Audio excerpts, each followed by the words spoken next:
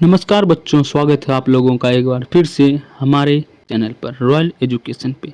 आज की वीडियो में हम बात करेंगे कक्षा 10 जीव विज्ञान बायोलॉजी अध्याय 1 का, जो कि है चैप्टर का नाम है जैव प्रक्रम लाइव न्यूट्रिशन लाइव प्रोसेस जैव प्रक्रम। और हम आज के इस वीडियो में पढ़ेंगे पोषण के बारे में। किसके बारे में? पोषण, न्यूट्रिशन। जैव प्रक्रम को आपको 4 भागों में वीडियो मिलेगा और आपको अच्छी तरीके से हम पढ़ाएंगे और आपको एक एक चीज़ समझ में आएगा। तो चलिए वीडियो को शुरू करते हैं। सबसे पहले हम जानेंगे कि जैव प्रक्रम क्या है, जिसको हम लाइव प्रोसेस कहते हैं। जैव प्रक्रम को ही हम लाइव प्रोसेस कहते हैं इंग्लिश में। सबसे पहले हम जानेंगे कि जैव प्रक्रम कहते किसको। तो देखिए, कहते हैं किसको? वे सभी प्रक्रम जो सम्मिलित रूप से जीव के अनुरक्षण यानी कि मेंटेनेंस का कार्य करता है, वह जैव प्रक्रम कहलाता है। एक बार फिर से बता देते हैं, वे सभी प्रक्रम जो सम्मिलित रूप से जीव के अनुरक्षण का कार्य करता है, वह जैव प्रक्रम कहलाता है। मुख्य जैव प्रक्रम निम्नलिखित है। जैव प्रक्रम कुछ यहाँ पे दिया गया है नीचे, उसके बारे में अब जानते हैं। तो पहला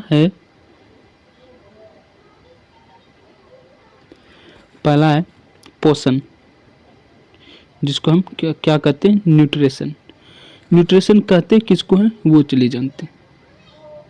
भोजन ग्रहण कर और ऊर्जा प्राप्त करता है। पोषण का मतलब ही हुआ कोई भी चीज ग्रहण करना। जैसे हम भोजन को ग्रहण करते हैं, भोजन ग्रहण करने के बाद क्या होता है? वह भोजन क्या करता है? हमें ऊर्जा प्राप्त करता है। हमारे शरीर में भोजन, आप जो भी खाना खाते हैं, खाना खाने के बाद आपको एक अलग ऊर्जा प्राप्त होता होगा, यहाँ पे वही चीज़ बताया गया। दूसरा है श्वसन, रिस्पायरेशन। भोजन का विखंडन कर ऊर्जा प्राप्त करता है। आप श्वसन के बिना भोजन पचा ही नहीं सकते।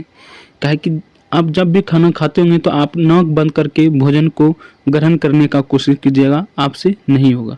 तो इससे क्या पता चलता है? क्या श्वसन के कारण ही भोजन टूटता है। क्या होता है? टूटता है। विखंडन मतलब ही होता है टूटना। विखंडन मतलब क्या होता है? टूटना।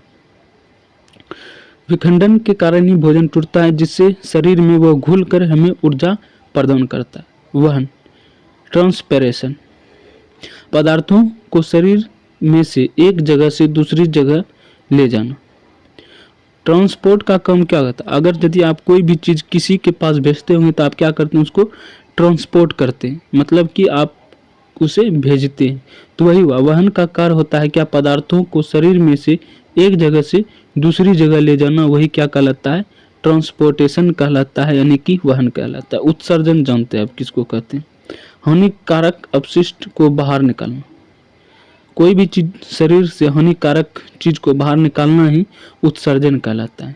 मतलब क्या करते हैं? उसे हम अपने शरीर से बाहर निकालते, वही हुआ उत्सर्जन। पोषण के प्रकार। अब क्या कह रहा है? पोषण का प्रकार। पोषण के प्रकार को अब देखते हैं। Type of nutrition.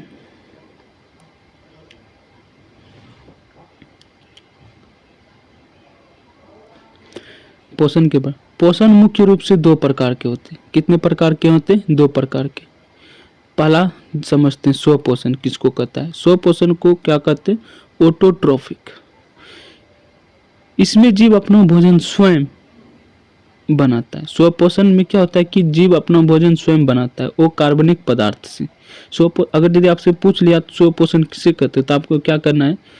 स्वपोषण हम उसे कहते हैं जिसमें जीव अपना भोजन स्वयं बनाता है, ना कि किसी दूसरे पर आश्रित रहता है, बल्कि अपना भोजन स्वयं बनाता है। उसे हम स्वपोषण ऑटोट्रोफिक कहते हैं। उदाहरण के लिए जान लेते हैं, हरे पौधे, ये अपना भोजन स्वयं बनाते हैं, किसी पे आश्रित नहीं। कुछ जीवाणु जैसे शैवाल जो है क्या करता है? वो अपना भोजन स्वयं बनाता है। क्या करता है? अपना भोजन वह स्वयं बनाता है। शैवाल अपना भोजन क्या करता है? अपने से बनाता है, वो किसी दूसरे पर आश्रित नहीं होता है। जो कि शैवाल एक बैक्टीरिया है। अब दूसरे में क्या बताया जा रहा है, विषमपोषी पोषण मतलब हेट्रोट्रोफिक। इसमें जीव अपने भोजन के लिए प्रत्यक्ष या अप्रत्यक्ष रूप से पौधों पर निर्भर होते हैं, उसे हम विषमपोषी पोषण कहते हैं। एक बार फिर से देख लेते हैं विषमपोषी पोषण किसको कहते हैं। इसमें जीव सीधा जानते हैं, विषमपोषी पोषण हम उसे कहते हैं जिसमें जीव अपना भोजन के लिए प्रत्यक्ष या अप्रत्यक्ष रूप से पौधों पर निर्भर होता है, उसे हम क्या कहते हैं, विषमपोषी पोषण कहते हैं। जैसे में मनुष्य, कवक, जंतु, ये सभी क्या है, विषमपोषी है। ये किसी न किसी तरह से दूसरे जीवों पर आश्रित रहते हैं। समझ गए इतना? आगे चलिए समझते हैं। प्रकाश संश्लेषण, क्या? प्रकाश संश्लेषण, जिसको हम फोटोसिंथेसिस भी कहते हैं। प्रकाश संश्लेषण हम किसे कहते हैं? वह प्रक्रम जिसमें पौधे सूर्य के प्रकाश और क्लोरोफिल की उपस्थिति में CO2 और जल द्वारा भोजन बनाता है, उसे हम क्या कहते हैं, स्व प्रकाश संश्लेषण कहते हैं। क्या कहते हैं? प्रकाश संश्लेषण। एक बार फिर से देख लेते हैं किसको कहते हैं। वह प्रक्रम जिसमें पौधे सूर्य के प्रकाश और क्लोरोफिल की उपस्थिति में CO2 और जल के द्वारा भोजन यानी कि ग्लूकोज बनाता है, उसी को हम प्रकाश संश्लेषण कहते हैं। इसे हम अति के माध्यम से समझते हैं, कुछ समीकरण के माध्यम से आपको अब बताते हैं। CO2 और H2O यहाँ पे बताया गया है, सूर्य के प्रकाश और क्लोरोफिल। CO2 और H2O को अगर यदि हम सूर्य का प्रकाश और क्लोरोफिल की उपस्थिति में रखेंगे तो वो क्या करेगा, ग्लूकोज बनाएगा, साथ ही ऑक्सीजन बनाएगा और साथ ही जल बनाएगा। ये एग्जाम के लिए काफ़ी इम्पोर्टेंट है। क्या है ये? काफ़ी इम्पोर्टेंट है प्रकाश संश्लेषण। आपको इसमें जिस तरह से बताया गया आपको वैसे ही याद रखना है, और एग्जाम में अगर यदि पूछ दे तो आपको इसी तरह बताना है। अगर यदि आपसे पूछ लिया क्या प्रकाश संश्लेषण किसे कहते हैं और उसके समीकरण के साथ हमें बताइए, तो आपको क्या करना है, सिंपल सा आपको लिख देना है, वह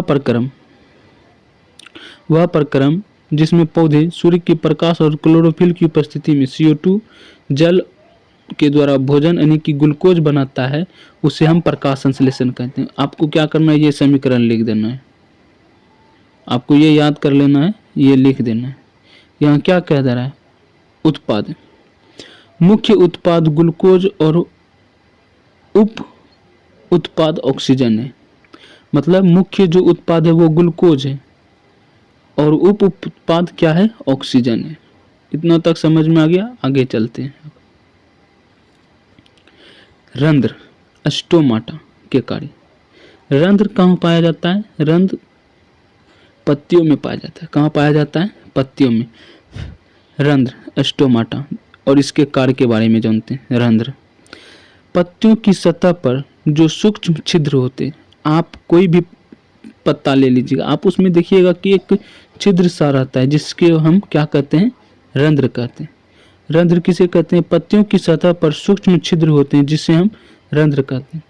इसका क्या काम बताते हैं? प्रकाश संश्लेषण के लिए गैसों CO2 और O2 का आदान प्रदान। इसका क्या काम है रंध्र का, वो चीजें दिखा रहे हैं। प्रकाश संश्लेषण के लिए गैसों जैसे CO2 और O2 का आदान प्रदान, वही रंध्र का ये पहला काम हो गया। वाष्पोत्सर्जन प्रक्रिया में जल का वाष्प के रूप में निकलना।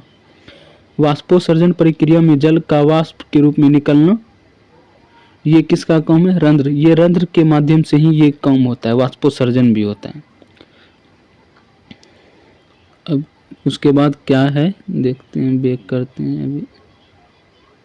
उसके बाद है द्वार कोशिकाएं, जिसको हम गार्ड सेल भी कहते हैं। क्या कहते हैं? Guard cell.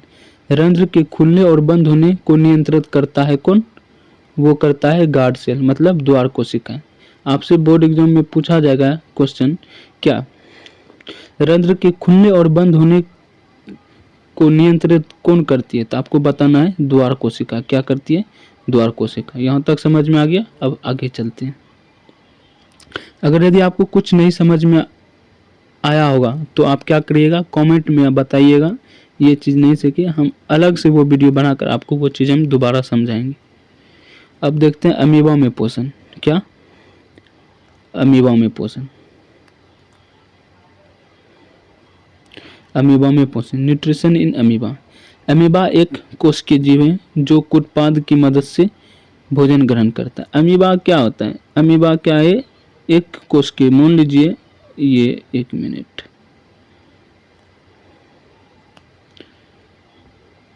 मान लीजिए कि ये अमीबा है। ये क्या है? अमीबा। ये एक कोशिकीय जीव है।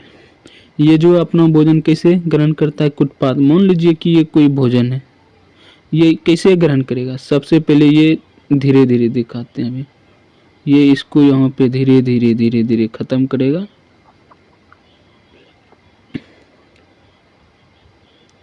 ये धीरे धीरे इसको यहाँ पे खत्म करेगा। यही धीरे धीरे अपना है ना, धीरे धीरे धीरे धीरे इस जगह से इसे करेगा, इसे करेगा, इसे करेगा, उसके बाद सीधे अपने में ले ले। इसी तरह से ये अपना भोजन ग्रहण करता है। अमीबा एक कोशिकीय जीव है। अमीबा एक कोशिकीय जीव है जो कुटपाद की मदद से अपना भोजन ग्रहण करता है। अंतर्ग्रहण, कुटपाद भोजन को घेर लेता है। किसकी मदद से करता है? तो वो कुटपाद की मदद से। ये मान लीजिए कुटपाद है, ये इसके तरह से घेरेगा और धीरे धीरे इसे अपने अंदर में ले लेगा और बंद कर लेता है। ऐसे ऐसे करके घेरेगा। पहले आप देख सकते, ये जो बिंदा बिंदा दिख रहा है, इसी तरह से पहले घेरेगा, उसके बाद धीरे धीरे धीरे इसे अपने अंदर में इसे बंद कर लेता है। वही हुआ कुटपाद। कुटपाद की मदद से वह घेर लेता है और उसे खाद्य रिक्तिका बनाते हैं। क्या बनाते हैं? खाद्य रिक्तिका। पाचन देखिए कैसे करता है अमीबा अपना। खाद्य रिक्तिका में एक एंजाइम के द्वारा भोजन ग्रहण करता है। खाद्य रिक्तिकाएं जो होती है उसमें एक एंजाइम के द्वारा भोजन ग्रहण करता है। अवशेषण, पचा हुआ भोजन कोशिका द्रव में फैल जाता है। ये मान लीजिए ये कोशिका है, इसका कोशिका है, मान लीजिए ये कोशिका है। क्या करता है? जब ये अवशेषण पचा हुआ भोजन कोशिका द्रव में, ये क्या, इसका जो भोजन जो होता है ये पचने के बाद क्या करता है? इसमें फैल जाता है। बहिक्षेपण, बचा हुआ कचरा कोशिका की सतह में बाहर निकल जाता है। कोशिका की सतह से क्या करता है? बाहर निकल जाता है। यहाँ तक समझ में आ गया? आगे चलते हैं। मानव पाचन तंत्र, ह्यूमन डाइजेस्टिव सिस्टम। पाचन मुख से शुरू होकर गुदा तक एक लंबी नली में होता है जिसे आहार नाल कहा जाता है। क्या कहा जाता है? आहार नाल। पाचन मुख से शुरू होकर, पाचन मुख से शुरू होकर गुदा तक एक लंबी नली में होता है जिसे आहार नाल कहा जाता है। मुख, माउथ। लार में मौजूद एमाइलेज एंजाइम, लार में मौजूद एमाइलेज एंजाइम, लार में मौजूद एमाइलेज एंजाइम, लार में मौजूद एमाइलेज एंजाइम स्टार्च को शर्करा में बदलता है। स्टार्च को किस में बदलता है? शर्करा में। लार में मौजूद एमाइलेज एंजाइम वो स्टार्च को शर्करा में बदलता है। ग्रसिका भोजन को मुख से अमाशय तक ले जाती है। ग्रसिका का क्या काम है? वो भोजन को मुख से, अगर यदि आप भोजन करते हैं तो वो अमाशय तक ले जाने का काम किसका होता है? वो ग्रसिका का होता है, अमाशय। स्टोमक, यहाँ एसियल अम्ल, पेप्सिन और सेलेस्मा, जिसको हम म्यूकस कहा जाता है, किसको कहा जाता है? म्यूकस स्रावित करता है। अमाशय में क्या होता है? वहाँ पे एचसीएल अम्ल निकलता है, उसके बाद पेप्सिन जिसको प्रोटीन पाचक कहा जाता है, पेप्सिन को क्या कहा जाता है? प्रोटीन पाचक। और सेलेस्मा जिसे हम म्यूकस कहा जाता है वहाँ पे स्रावित करता है। अमाशय में अमाशय का काम क्या है? तो वो एचसीएल स्रावित करता है और उसके बाद पेप्सिन स्रावित करता है और साथ में सेलेस्मा म्यूकस भी स्रावित करता है। स्टोमक का काम यही है। यहाँ तक समझ में आ गया होगा। अब आगे चलते हैं। भोजन का अमाशय तक पहुँचने के बाद होता है छोटी आंत पूर्ण पाचन का स्थल होता है।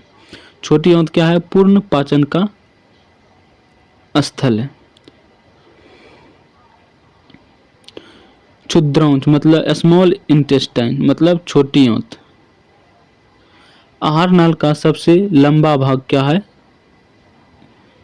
क्षुद्रांत छोटी आंत, स्मॉल इंटेस्टाइन छोटी आंत। आहार नाल का सबसे लंबा भाग है वो है, आहार नाल का सबसे लंबा भाग छोटी आंत। क्या है? छोटी आंत। यकृत लीवर पित्त रस बनाता है। लीवर का काम क्या है? वो पित्त रस बनाता है जो वसा को छोटी बूंदों में तोड़ता है। इमलीसीकरण क्या कहलाता है? इमलीसीकरण कहलाता है।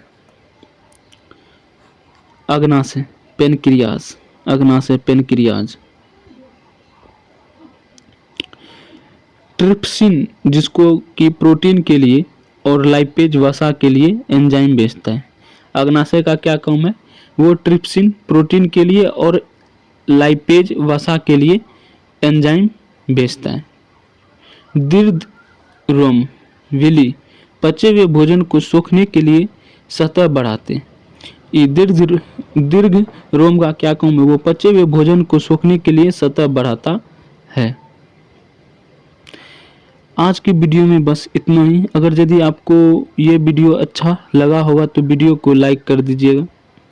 आप वीडियो को लाइक कर दीजिएगा और हमारे चैनल को सब्सक्राइब नहीं किए तो हमारे चैनल को भी सब्सक्राइब कर लिए। ये जैव प्रक्रम का भाग 1 है जिसमें हम पोषण के पूरे तरह से खत्म कर दिया पोषण को। तो अगले वीडियो में हम बात करेंगे श्वसन को। अगर यदि आप श्वसन को देखना चाहते हैं तो हमारे चैनल को सब्सक्राइब कर लें और वीडियो को लाइक करके और हमारे चैनल को सब्सक्राइब करके बेल आइकन दबा दें। मिलते हैं अगले वीडियो में, तब तक के लिए जय हिंद, बाय।